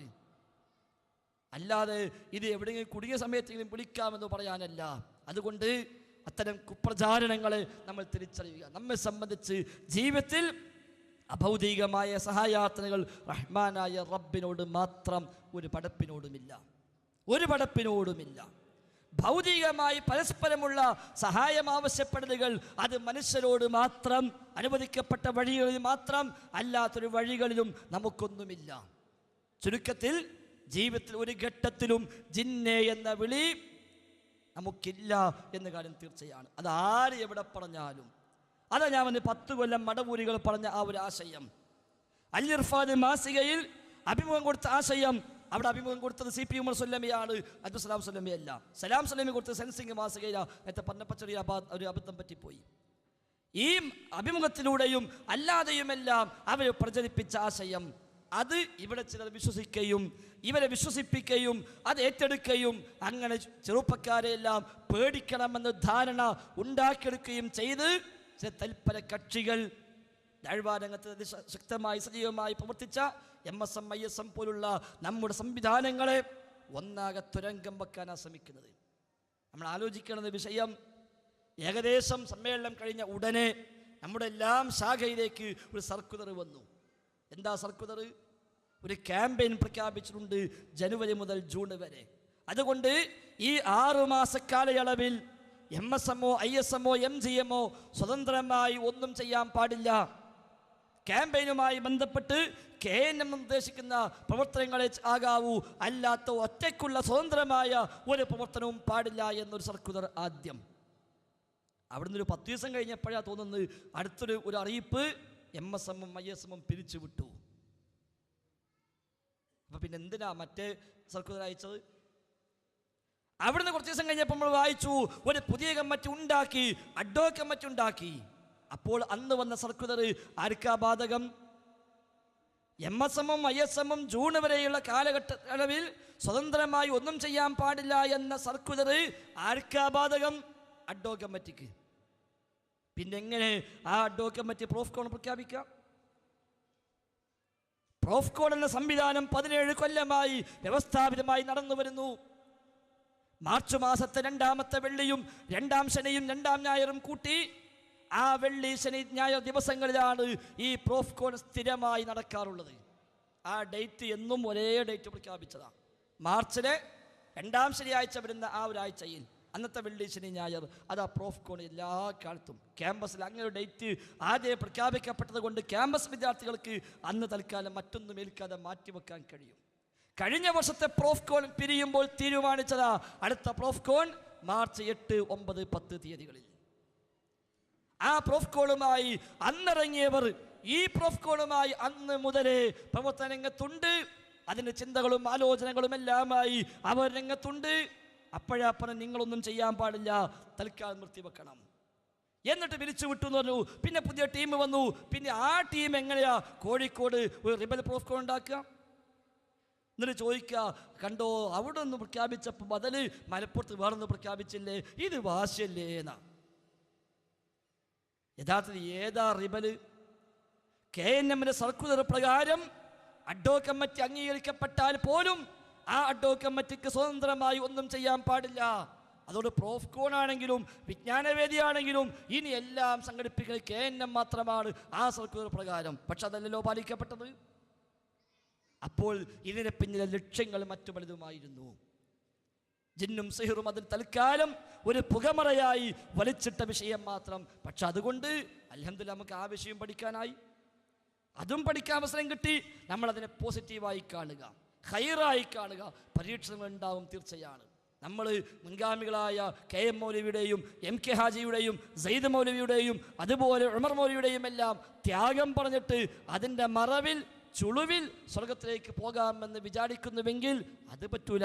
കുറച്ച് നമ്മളൊക്കെ സഹിക്കണം എന്ന് റഹ്മാനായ നാഥൻ്റെ ഒരു തീരുമാനമായിരിക്കാം. നാം ഇതിനെ ഖൈറായി എടുക്കുക, പോസിറ്റീവായി കാണുക. അതുകൊണ്ട് വിഷയങ്ങൾ പഠിക്കുക. നമ്മുടെ വീടുകളിൽ ഇതുമായി ബന്ധപ്പെട്ട് ഉള്ള വായിക്കാവുന്ന ഒരുപാട് സാധനങ്ങളുണ്ട്, നമ്മൾ വായിച്ചിട്ടില്ല എന്ന് മാത്രം. ചില മനുഷ്യന്മാർ പറയും, ഞാൻ 50 കൊല്ലമായി മുജാഹിദ, 60 കൊല്ലമായി മുജാഹിദ, ഇതുവരെ കേൾക്കാത്തത് ഇപ്പോൾ എവിടെ വന്നു? എന്തേ കേൾക്കാതിരുന്നത്? ഇല്ലാത്തത് കൊണ്ടല്ല, ഇദ്ദേഹം കേൾക്കാൻ പോയിട്ടില്ല എന്ന് മാത്രം. പ്രസംഗം കേൾക്കാൻ പോകുന്ന, ക്യാമ്പിൽ പങ്കെടുക്കുന്ന, പുസ്തകം വായിക്കുന്ന, CD-കൾ കേൾക്കുന്ന ആളുകളെല്ലാം വിഷയം പഠിച്ചു. അതൊന്നും ഇല്ലാത്തവനാ പിന്നെയും പഠിയാൻ ബാക്കിയുള്ളത്. വീട്ടിലുണ്ട് വിശുദ്ധ ഖുർആന്റെ പരിഭാഷ. സൂറത്തുൽ ഹിജ്റിന്റെ അവസാനത്തിൽ ബഹുമാന്യനായ മുഹമ്മദ് അമാനി മൗലവി റഹിമഹുല്ലാഹ് എഴുതിയ ജിന്നും ശൈത്വാനും എന്ന വ്യാഖ്യാനക്കുറിപ്പുണ്ട്. അത് വായിച്ചവർ എത്ര പേരുണ്ടാകും ഇവിടെ എന്ന് ചോദിച്ചാൽ എനിക്കുറപ്പുണ്ട് ഒരു 10, 15, 20% ആളുകളെ അത് വായിച്ചവരുണ്ടാകും. പരിഭാഷ വീട്ടിലില്ലാഞ്ഞിട്ടല്ല, നമ്മൾ വായിച്ചിട്ടില്ല. ഡോക്ടർ ഉസ്മാൻ സാഹിബിൻ്റെ മനുഷ്യൻ്റെ യഥാർത്ഥ ശത്രു എന്ന പുസ്തകം നമ്മുടെ പല ആളുടെയും വീടുകളിൽ ഉണ്ട്. പക്ഷെ വായിച്ചുവോ? ഇല്ല. ഉസ്മാൻ സാഹിബിൻ്റെ തന്നെ ഗൈബ് എന്ന പുസ്തകം നമ്മുടെ പക്കലുണ്ട്. വായിച്ചുവോ? ഇല്ല. അമാനി മൗലവിയുടെ ഇസ്ലാമിക ജീവിതം എന്ന പുസ്തകത്തിൻ്റെ അവസാന അധ്യായം വിവിധ വിഷയങ്ങൾ എന്ന ഭാഗം വായിച്ചുവോ? നമ്മിൽ പലരും ഇല്ല. നമ്മൾ പോയി വായിച്ചു നോക്കുക. വായിച്ചിട്ടായിരിക്കും റബ്ബെ ഇതന്നെയാണല്ലോ ഈ കുട്ടികളും പറഞ്ഞത്. അമാനി മൗലവി അന്ന് എഴുതിയത് അതല്ലേ ഇപ്പം നമ്മളെ മക്കളും പറഞ്ഞത്. നാം അവരെ വെറുതെ തെറ്റിദ്ധരിച്ചു എന്ന് അപ്പം മനസ്സിലാവും. അതുകൊണ്ട് കാര്യങ്ങൾ കൃത്യമായി മനസ്സിലാക്കാൻ ശ്രമിക്കുക, വിഷയങ്ങൾ പഠിക്കുക. പഠിക്കില്ലാത്ത മറ്റൊരു മാർഗം നമുക്കില്ല. നമ്മൾ വെറുതെ ആൾക്കൂട്ടമായി നിൽക്കേണ്ടതില്ല. എൻ്റെ മഹലൊക്കെ മുജാഹിദ, അപ്പം ഞാനും മുജാഹിദ്, അങ്ങനെ മുജാഹിദാകേണ്ടവരല്ല നമ്മൾ. എൻ്റെ വാപ്പ എവിടെയാ, എൻ്റെ മക്കളിവിടെയാ, എൻ്റെ അയൽവാസി എവിടെയാ, സുഹൃത്ത് എവിടെയാ, അതുകൊണ്ട് ഞാൻ അവിടെ, മറ്റവരൊക്കെ ഇവിടെയാ, അത് ഞാനിവിടെ, ഇങ്ങനെ അവിടെയും ഇവിടെയും നിൽക്കേണ്ടവരല്ല നമ്മൾ. ഹക്ക് എവിടെയാ അവിടെ നമ്മൾ നിൽക്കുക. ഒരാളെ നോക്കിയിട്ടല്ല. നമ്മളാരും നിന്നത് സക്കരിയ സുലാഹിയുടെ കൂടെയല്ല, നമ്മളൊരാളും നിന്നത് ബാലുശ്ശേരിയുടെ കൂടെയല്ല, നമ്മളൊരാളും നിന്നത് ജബ്ബാർ മൗലവിയുടെ കൂടെയല്ല, നമ്മളാരും നിന്നത് ഒരാളുടെയും കൂടെയല്ല, ഹക്കിൻ്റെ കൂടെ. ആ ഹക്കിൻ്റെ വഴിയിൽ ആരെല്ലാം ഉണ്ടോ ഓലെല്ലാം നമ്മളൊപ്പം ഉണ്ടാകും. ആ ഹക്ക് വിട്ട് ആര് പോയോ നാമും അവരും ബന്ധവുമില്ലാതാകും. അത്രയേ ഉള്ളൂ. ആളെ നോക്കിയിട്ടല്ല നമ്മൾ നിൽക്കേണ്ടത്. എന്തു പറയുന്നു, എന്ത് തെളിവ് പറയുന്നു എന്ന് നോക്കി ആ തെളിവടിസ്ഥാനമാക്കി മാത്രം നമ്മൾ നിലപാടെടുക്കുക, കാര്യങ്ങൾ ഗ്രഹിക്കുക, സത്യാസത്യം വേർതിരിച്ച് മനസ്സിലാക്കുക. അല്ലാഹു തആല അനുഗ്രഹിക്കുമാറാവട്ടെ. ഇൻഷാ അല്ലാഹ് ഒരുപാട് കാര്യങ്ങൾ പറയേണ്ടതുണ്ട്. അത് ഇൻഷാ അല്ലാഹ് സാന്ദർഭികമായി ചോദ്യങ്ങൾ വരുമ്പോൾ അതുമായി ബന്ധപ്പെട്ട വിശദീകരണങ്ങളിൽ നമുക്കത് വിശദീകരിക്കാം എന്ന് സൂചിപ്പിക്കുന്നു. അതുകൊണ്ട് ഒരു ദീനിയായ സദസ്സായി മനസ്സിലാക്കി, ദീനു പഠിക്കാൻ അവസരമായി മനസ്സിലാക്കി നമുക്ക് പഠിക്കണമെന്ന ചിന്തയിൽ നിങ്ങൾ സംശയങ്ങൾ ഉന്നയിക്കുക. ഉന്നയിക്കപ്പെടുന്ന ഏതു സംശയത്തിനും മറുപടി പറയാൻ കഴിയുമെന്ന അവകാശവാദമൊന്നും ഇല്ല. അറിയാവുന്ന ബോധ്യമുള്ള കാര്യമാണെങ്കിൽ ഇൻഷാ അല്ലാഹ് പറഞ്ഞു തരും. ഇല്ലെങ്കിൽ ചർച്ച ചെയ്ത് സൈഫർ സാദിഖ് മൗലവി ഇവിടെ ഉണ്ട്, അതുപോലെ മറ്റു പലരും ഇവിടെ വേദിയിലുണ്ട്. അവരുമായൊക്കെ കൂടി ആലോചിച്ച് പറയാനാകുമെങ്കിൽ പറയും, ഇല്ലെങ്കിൽ അറിയില്ല എന്ന് പറയും. അതുകൊണ്ട് അറിയാവുന്ന കാര്യങ്ങളാണെങ്കിൽ അത് ഇൻഷാ അല്ലാഹ് വിശദീകരിക്കാം. ആ ഒരു നസീഹത്തോടു കൂടി മാത്രം, ആ ഒരു താല്പര്യത്തിൽ മാത്രം നാം ഈ വേദിയെ കാണുക. അല്ലാതെ പറയാനും ജയിക്കാനും തർക്കിക്കാനും തോൽപ്പിക്കാനുമുള്ള വേദിയായി നമ്മൾ കാണേണ്ടതില്ല. അത്തരമൊരു ശൈലി നാം ആരും ആഗ്രഹിക്കുന്നുമില്ല എന്ന് കൂടി ഓർമ്മിപ്പിച്ചുകൊണ്ട് നിർത്തുന്നു. അള്ളാഹു അവൻ്റെ ദീന് ശരിയാംവിധം മനസ്സിലാക്കി ഹക്ക് ഉൾക്കൊണ്ട് ആ ഹക്കിൻ്റെ വഴിയിൽ ഉറച്ചു നിൽക്കാനുള്ള തൗഫീഖ് നൽകി നമ്മയെല്ലാം അനുഗ്രഹിക്കുമാറാവട്ടെ. അസ്സലാമു അലൈക്കും വറഹ്മത്തുള്ളാഹി. സഹോദരങ്ങളെ, പ്രാർത്ഥന, ഇസ്തിഗാസ, സംശയങ്ങൾക്കുള്ള മറുപടിയാണ് ഇനി ഇവിടെ നടക്കാൻ പോകുന്നത്. ശ്രദ്ധിക്കേണ്ടുന്ന വിഷയം, നാം പ്രത്യേക നിർദ്ദേശങ്ങളൊന്നും വെച്ചിട്ടില്ല. സംശയം ചോദിക്കുവാനും അറിയുവാനുമുള്ളതാണ്, തർക്കിക്കാനും ജയിക്കുവാനുമുള്ളതല്ല. പ്രമാണബദ്ധമായി ഇവിടെ സംസാരിക്കുന്ന വിഷയങ്ങൾ ശ്രദ്ധിച്ച് കേൾക്കുക എന്നുള്ളതാണ്. ഇനി സദസ്സിനോട് എനിക്ക് പറയാനുള്ളത്, ഇവിടെ ഇനി ചോദ്യം ചോദിക്കുന്ന ആളും മറുപടി പറയുന്ന ആളും മാത്രമാണ് സംസാരിക്കുക. നമ്മൾ ശ്രദ്ധയോടുകൂടി കാര്യങ്ങൾ കേൾക്കണം എന്നുള്ളതാണ്. സദസ്സിൽ നിന്ന് ആർക്കും ചോദ്യങ്ങൾ ചോദിക്കാം. അതിന് വരുന്ന ആൾ പേരും സ്ഥലവും പറയുക. അവിടെ മൈക്ക കയ്യിൽ കിട്ടുമ്പോഴാണ് സംസാരിക്കേണ്ടത്. ആ ചോദ്യം ചോദിച്ചതിന് ശേഷം മൈക്ക് അദ്ദേഹത്തിൻ്റെ കയ്യിൽ തിരിച്ചു കൊടുക്കുകയും നിങ്ങൾ ആവശ്യപ്പെടുന്ന സമയത്ത് അത് നൽകുകയും ചെയ്യും. അത് ഉപചോദ്യത്തിനുള്ള അവസരത്തിലായിരിക്കും. ശ്രദ്ധിക്കുക, നമ്മൾ സദസ്യർ കേൾക്കാനും അറിയുവാനും വന്നവരാണ്. ചോദിക്കാൻ വന്നവരും പഠിക്കാൻ വേണ്ടി വന്നവരാണ്. ഇത് വാശി തീർക്കാനുള്ളതല്ല, പരസ്പരം വൈരം വെക്കാനുള്ളതല്ല. നാളെ പരലോകത്തിൻ്റെ ഒരു വിഷയം, സ്വർഗ തീരുമാനത്തിൻ്റെ വിഷയം കേരളം ചർച്ച ചെയ്തപ്പോൾ നിർബന്ധിതമായി കൊണ്ട് സംഘടിപ്പിക്കപ്പെട്ട പരിപാടിയാണ് ഇത് എന്ന് മനസ്സിലാക്കിക്കൊണ്ട് ചോദ്യങ്ങൾ ചോദിക്കാവുന്നതാണ്. അതിനുള്ള അവസരം പ്രയോജനപ്പെടുത്തുക. അസ്സലാമു അലൈക്കും. എൻ്റെ പേര് ബഷീർ. ഞാൻ വരുന്നത് കൊടക്കാട് സ്വദേശിയാണ്. ഇവിടെ വിഷയാവതരണത്തിൽ സൂചിപ്പിച്ച ഒരു കാര്യവുമായി ബന്ധപ്പെട്ട കാര്യമാണ്. ഇപ്പോൾ നമ്മുടെ പ്രബോധന രംഗത്ത് ഏറെ വിവാദങ്ങൾ സൃഷ്ടിച്ചുകൊണ്ടിരിക്കുന്ന ഒരു വിഷയവുമായി ഇന്ന് സത്യത്തിൽ മുജാഹിദുകളുടെ മനസ്സുകളെല്ലാം വേദനിച്ചു കൊണ്ടിരിക്കുന്ന ഒരു സന്ദർഭമാണ്.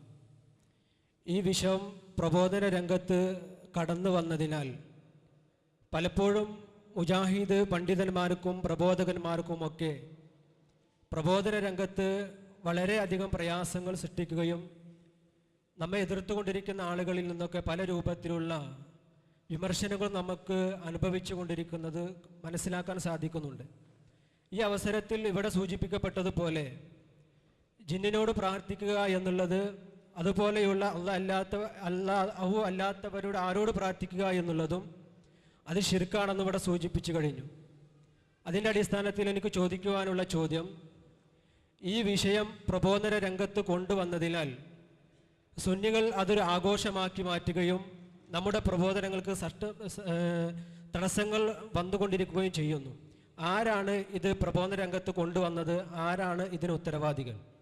സാധാരണ ഏത് വിവാദങ്ങൾ വരുമ്പോഴും സ്വാഭാവികമായി ഉണ്ടാകാവുന്ന ചില വശങ്ങൾ അതിലുണ്ട്.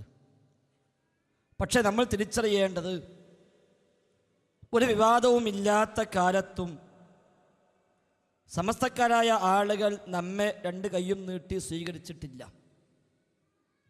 ഒരു വിവാദവുമില്ല, സ്വസ്ഥമായി ഇങ്ങനെ പോകുന്ന കാലത്താണെങ്കിൽ പോലും, എന്തിനേറെ കാന്തപുരം മുസ്ലിയാരെ മുടിയുമായി വന്നപ്പോൾ ആ വിഷയത്തിൽ അവർക്ക് എതിരാളികളായി നിന്ന ഔദ്യോഗിക വിഭാഗം സമസ്തക്കാർ, ആ വിഷയത്തിൽ നാം എന്തു പറഞ്ഞോ ഏകദേശം അതുതന്നെ അവരും പറഞ്ഞിട്ടും ആ ഒരു കാലയളവിലും നമുക്കെതിരെയുള്ള പ്രബോധനങ്ങളോ നമുക്കെതിരെയുള്ള വെല്ലുവിളികളോ നമ്മെക്കുറിച്ചുള്ള ആക്ഷേപങ്ങളോ സമസ്തക്കാരും മാറ്റിവെച്ചിട്ടില്ല. അപ്പം അവർ എന്തായിരുന്നാലും പരിഹാസങ്ങളും മറ്റുമായി ഇറങ്ങുക തന്നെ ചെയ്യും. അതേസമയം പ്രബോധന രംഗത്ത് നമുക്ക് തടസ്സമായോ ഇല്ല എന്നാണ് യഥാർത്ഥത്തിൽ ഞങ്ങൾക്കൊക്കെയുള്ള അനുഭവങ്ങളിൽ നിന്ന് മനസ്സിലാകുന്നത്. ഈ ഒച്ചപ്പാടും ബഹളമൊക്കെ വരുന്നതിന് മുമ്പ് ഒരാഴ്ചയിൽ 1-2 ദിവസമൊക്കെ രാത്രി ഈ സമയത്ത് സ്വസ്ഥമായി വീട്ടിലിരിക്കാൻ അവസരം കിട്ടാറുണ്ടായിരുന്നു. ഈ ബഹളങ്ങൾ വന്നപ്പോൾ അതുപോലും ഇല്ലാത്ത അവസ്ഥയാണ്. രാവും പകലും ഓടിയിട്ടും എത്താത്തത്ര ദഅ്വ സംരംഭങ്ങളാണ് നടന്നുകൊണ്ടിരിക്കുന്നത്. ഇത്തരം വിശദീകരണ യോഗങ്ങൾ ഒരു ഭാഗത്ത്, അല്ലാത്ത മറ്റു മറുപടി പ്രഭാഷണങ്ങൾ മറുഭാഗത്ത്, മുഖാമുഖങ്ങൾ വേറെ, എല്ലാം പൂർവാധികം ശക്തിയോടുകൂടി നടന്നുകൊണ്ടേയിരിക്കുകയാണ്. അപ്പോൾ ദഅ്വ രംഗത്ത് ഒന്നുകൂടെ സജീവമാകുവാൻ റബ്ബ് നൽകിയ ഒരു അവസരമാണ് എന്ന് നമ്മൾ മനസ്സിലാക്കുക. മാത്രമല്ല, ഈ ഒച്ചപ്പാടും ബഹളമൊക്കെ വന്നതുകൊണ്ടല്ലേ യഥാർത്ഥത്തിൽ ഇത്തരം ഒരുപാട് വിഷയങ്ങൾ നമ്മളൊക്കെ മുമ്പേ എഴുതിയും പറഞ്ഞും വെച്ചതാണെങ്കിലും അത്ര ശ്രദ്ധ കൊടുത്ത് അതിലേക്ക് ആലോചിക്കാൻ നാം തൽക്കാലം സൗകര്യം കാണിക്കാതിരുന്ന പല മേഖലകളും ഇപ്പോൾ ആഴത്തിലേക്ക് ഇറങ്ങി പഠിക്കാൻ നമുക്ക് അവസരമായത്. തിരിച്ചൊന്ന് ആലോചിച്ചൊക്കെ ഇതൊന്നുമില്ലെങ്കിൽ ഈ ഇങ്ങനത്തെ സാധാരണ ഇപ്പം ഞാനിവിടെ ഈ അടുത്തനാട്ടിലെ പരിസരത്ത് പല പ്രാവശ്യം പ്രസംഗിക്കാൻ വന്നിട്ടുണ്ട്.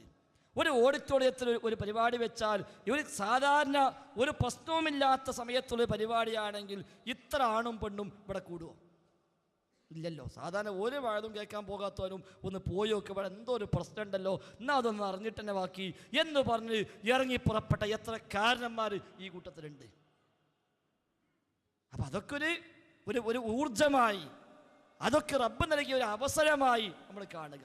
പിന്നെ ഇടയ്ക്കൊരു ഫിൽട്ടറിങ് ഉണ്ടാവും, ഇടയ്ക്കൊന്ന് ശുദ്ധീകരിക്കേണ്ടി വരും. ആ ശുദ്ധീകരണ പ്രക്രിയ ഏത് രൂപത്തിലാകുമെന്ന് പറയാൻ കഴിയില്ല. അതുകൊണ്ട് തൽക്കാലം പ്രയാസം നമുക്ക് ഉണ്ടാകുമെങ്കിലും അതും ഹൈറായി മാറിയ ചരിത്രമേ നമുക്കുള്ളൂ. അതുകൊണ്ട് ആ അർത്ഥത്തിൽ നമ്മൾ കാണുക, ഹൈറായി കിട്ടാൻ വേണ്ടി നമ്മൾ പ്രാർത്ഥിക്കുക. ഏതായിരുന്നാലും ഈ ഒരു വിവാദം ഉണ്ടാക്കിയ ഒരു തല ഉണ്ടാകും എന്ന് ഉറപ്പാണ്. ഒരു തലയാണ് ഇതിൻ്റെ എല്ലാം മെയിൻ എന്ന് നമുക്കറിയാം. നമ്മുടെ പ്രാർത്ഥനകളിൽ കടന്നു വരേണ്ടത്, റഹ്മാനായ നാഥ, ഈ വിവാദങ്ങളും പ്രശ്നങ്ങളും പ്രയാസങ്ങളും ഉണ്ടാക്കി ഈ മഹത്തായ പ്രസ്ഥാനത്തിൽ പ്രയാസം സൃഷ്ടിക്കാൻ പ്രവർത്തിച്ച തല ഏതോ അവർക്ക് നീ അർഹമായത് നൽകണേ എന്ന് നമ്മളെല്ലാം പ്രാർത്ഥിക്കുക. അതാരായിക്കോട്ടെ. ഈ ഫിത്നയുടെ എല്ലാം ഇതിൻ്റെ ഏറ്റവും വലിയ നേതൃത്വം ഏറ്റെടുത്തവർ അതാരാണെങ്കിലും, ഈ പറയുന്ന ഞാനാണെങ്കിൽ പോലും ആരാണെങ്കിലും ആ പ്രാർത്ഥന അവർക്ക് കിട്ടട്ടെ, അവരിലേക്ക് വരട്ടെ. ഞാനാണ് പ്രശ്നങ്ങളുടെ കാരണക്കാരനെങ്കിൽ അത് എനിക്ക് പ്രതികൂലമായി വരട്ടെ. അത് ഇപ്പോൾ ആരോപിക്കപ്പെടുന്ന ആരെങ്കിലും ആണെങ്കിൽ അവർക്ക് പ്രതികൂലമായി ഭവിക്കട്ടെ. നാം നിഷ്കളങ്കമായി ആത്മാർത്ഥമായി നമ്മുടെ ദുആകളിൽ ഉൾപ്പെടുത്തുക. ഈ ഫിത്നകളുടെ മൂലകാരണമാരോ അവർക്ക് നീ അർഹമായത് നൽകണേ എന്ന് നമ്മൾ പ്രാർത്ഥിക്കുക. ഇൻഷാ അല്ലാഹ് നമുക്കത് ബോധ്യപ്പെടാതിരിക്കില്ല. അള്ളാഹു അനുഗ്രഹിക്കുമാറാവട്ടെ. അസ്സലാമു അലൈക്കും. ഞാൻ ഷൗക്കത്ത്, മണ്ണാർക്കാട്. എൻ്റെ സംശയം, അതായത് സിഹിർ ബാധിക്കുമെന്ന് ഇപ്പോൾ തർക്കത്തിലിരിക്കുന്ന ഇരു സംഘങ്ങളും അത് ഉണ്ടെന്ന് സമ്മതിക്കും. അതിനൊരുപാട് പ്രമാണങ്ങൾ ഇവിടെ ഉദ്ധരിക്കുകയും അത് നോക്കണം ഇത് നോക്കണം എന്നൊക്കെ പറഞ്ഞ് സമർത്ഥിക്കുകയും ചെയ്യുമ്പോൾ നമ്മളെ കൂട്ടത്തിൽപ്പെട്ട ആൾക്കാർക്ക് തന്നെ ഞാൻ മനസ്സിലാക്കിയതാണ്, ഈ സിഹിറിൽ ഒരു വിശ്വാസ് ഉണ്ടോ, എന്തുകൊണ്ടാണ് ഇങ്ങനെ വന്നത്? അത് കറക്റ്റായിട്ട് പഠിപ്പിക്കാത്തത് കൊണ്ടല്ലേ? ആദ്യം മുതലേ നമ്മളെ പണ്ഡിതന്മാർക്ക് പറ്റിയ അബദ്ധമാണോ ഇത്? സിഹിറുമായി ബന്ധപ്പെട്ട് തള്ളാനാവില്ലെങ്കിലും കൊള്ളാൻ കുറച്ച് പ്രയാസമുള്ള ആളുകൾ കുറച്ചൊക്കെ ബാക്കിയുണ്ട്. യഥാർത്ഥത്തിൽ ആദ്യമേ പഠിപ്പിക്കപ്പെട്ടിട്ടുണ്ട്, പക്ഷേ പലരും പഠിച്ചിട്ടില്ല എന്നതാണ് വസ്തുത. ഞാൻ നേരത്തെ പറഞ്ഞല്ലോ, മുഹമ്മദ് അമാനി മൗലവിയുടെ ഇസ്ലാമിക ജീവിതം എന്ന പുസ്തകത്തിൻ്റെ അവസാന അധ്യായം വിവിധ വിഷയങ്ങൾ എന്ന ഭാഗം, അതിൽ കൃത്യമായി സിഹിറുമായി ബന്ധപ്പെട്ട്, കണ്ണേറുമായി ബന്ധപ്പെട്ട്, പൈശാചികമായ ഉപദ്രവങ്ങളുമായി ബന്ധപ്പെട്ട് എല്ലാം മൗലവി വിശദീകരിച്ചിട്ടുണ്ട്. സൂറത്തുൽ ബഖറ 102-ാമത്തെ ആയത്തിൻ്റെ വ്യാഖ്യാനത്തിലും അമാനി മൗലവി അത് വിശദീകരിച്ചിട്ടുണ്ട്. മറ്റൊരുപാട് പുസ്തകങ്ങളിൽ പലപ്പോഴായി നാം അത് വ്യക്തമാക്കിയിട്ടുണ്ട്. പക്ഷേ അത് കൃത്യമായി വായിച്ചു നോക്കി പഠിക്കുന്ന ഒരു സ്വഭാവം ഉണ്ടായില്ല. അങ്ങനെ പഠിച്ചവർക്കെല്ലാം കാര്യം മനസ്സിലായിട്ടുമുണ്ട്. ഇടക്കാലത്ത് നമ്മുടെ പ്രബോധന മേഖലയിൽ കാര്യമായ പങ്കുവഹിച്ച ഒരാളായിരുന്നു എടവണ്ണ സുല്ലമി. അയാൾ എഴുതിയ പുസ്തകങ്ങളും അയാളുടെ വിശദീകരണങ്ങളും അത് മാത്രം ഒരു പ്രധാനപ്പെട്ട അവലംബമായി സ്വീകരിച്ച നല്ലൊരു ഒരു ദീർഘമായൊരു കാലഘട്ടം ഉണ്ടായി നമ്മുടെ പ്രസ്ഥാനത്തിൽ. ആ എടവണ്ണ സുല്ലമി അന്നും ഇന്നും വിശ്വസിക്കുന്നത് സിഹിറിന് യാഥാർത്ഥ്യമില്ല, യാഥാർത്ഥ്യമുണ്ടെന്ന് വിശ്വസിക്കാൻ പാടില്ല എന്നാണ്. കാരണം അയാൾ മനസ്സിലാക്കിയത് അദൃശ്യ വഴികളിൽ സഹായിക്കാൻ റബ്ബിന് മാത്രമാണല്ലോ കഴിയുക. അഭൗതികമായ മാർഗത്തിൽ സഹായിക്കാൻ റബ്ബിന് മാത്രമാണല്ലോ സാധിക്കുക. അപ്പോൾ ജിന്നുകളും പിശാചുക്കളുമൊക്കെ നമ്മെ സഹായിക്കുമെന്നോ ഉപദ്രവിക്കുമെന്നോ എങ്ങനെ നമ്മൾ വിശ്വസിക്കും? അത് അദൃശ്യ മാർഗത്തിലല്ലേ? അബ്ദുസ്സലാം സുല്ലമി ഇതിൽ നിന്ന് വിട്ടുപോയതിനു ശേഷം എഴുതിയ പുസ്തകമാണ് ഇത്. തൗഹീദും നവയാഥാസ്ഥികളുടെ വ്യതിയാനവും. നവയാഥാസ്ഥികൾ എന്ന് അയാൾ അർത്ഥമാക്കിയത് നമ്മളെക്കുറിച്ചാണ്. ഇതിന് 1-ാമത്തെ അധ്യായം ആരംഭിക്കുന്നത് തന്നെ അദൃശ്യം അഭൗതികം വ്യതിയാനം എന്ന പേരിലാണ്. അദൃശ്യം അഭൗതികം വ്യതിയാനം എന്നയാൾ പറഞ്ഞു. അദൃശ്യവും